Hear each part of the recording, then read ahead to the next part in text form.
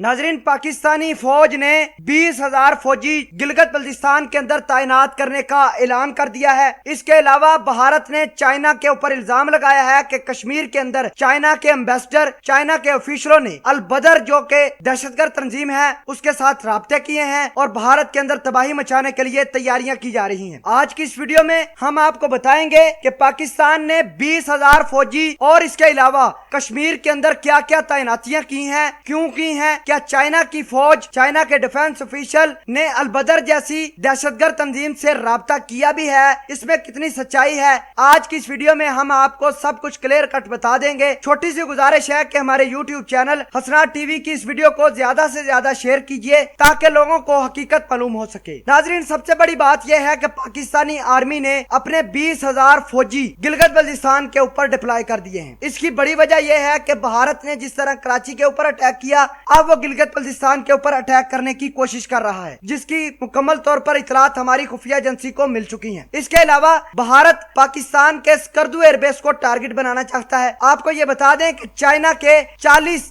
J-11 जहाज Skardu airbase पर तैनात है। पाकिस्तान ने उनको खुली छुट्टी दी है कि इन जहाजों को भारत के खिलाफ इस्तेमाल करो, जो करना है करो। दूसरी बड़ी और अहम खबर यह है कि अल बदर के साथ चाइना ने किसी किस्म का कोई लेन देन नहीं रखा। यह अल बदर वही दहशतगर्द तंजीम है जो पाकिस्तान के शहरियों को शहीद करती रही है, पाकिस्तान की सिक्योरिटी फोर्सेस को निशाना बनाती रही है। तो ये किस तरह पॉसिबल हो सकता है कि चाइना पाकिस्तान की दुश्मन मुखालिफ तंजीम के साथ राब्ते कर सकते हैं। तो हम इस मुकम्मल खबर की तरदीद करते हैं कि भारत को नुकसान पहुंचाने के लिए चाइना ने अल बदर जैसी दहशतगर्द तंजीम को सपोर्ट करना शुरू कर दिया है। दूसरी अहम खबर यह है कि भारत ने कश्मीर के अंदर अपने शहरियों को यह ऐलानिया जारी किया है कि LPG के सिलेंडर भरना शुरू कर दो, हालात किसी वक्त खराब हो सकते हैं। स्कूल, दफातर और सरकारी इमारतों को हुक्म सानी बंद करने का ऐलान किया है। चाइना ने भारत के लिए एक डिमांड रखी है सिर्फ कि 370 आर्टिकल को बहाल करो। अगर बहाल करते हो तो सारे के सारे मामला ठीक हो जाएंगे। अगर बहाल नहीं हुआ तो चाइना, भारत, पाकिस्तान फिर लड़ेंगे, मोर्चे खुलेंगे, तबाही होगी और भारत तबाह होगा। नाजरीन ग्रामी, अरसा दराज से पाकिस्तान 370 के बारे में दुनिया को बता रहा है, लेकिन आज चाइना ने भी ये खुलकर कह दिया है कि अगर भारत हमसे बचना चाहता है तो 370 आर्टिकल को कश्मीर के अंदर बहाल करे, वरना अपनी तबाही का इंतजार करना शुरू कर दे। नाजरीन ग्रामी, जो पाकिस्तान ने 20,000 फौजी तैनात किए हैं उसकी बड़ी वजह यह है कि भारत लगातार कश्मीर से फौजी निकाल कर लद्दाख के अंदर लेकर जा रहा था। तो भारत को जैसे पता चलेगा कि पाकिस्तान ने 20,000 फौजी तैनात किए हैं, मजीद अपने फौजी कश्मीर से ले जाकर लद्दाख के अंदर तैनात नहीं करेगा। इस तरह लद्दाख के ऊपर फौजी बर्डन कम होगा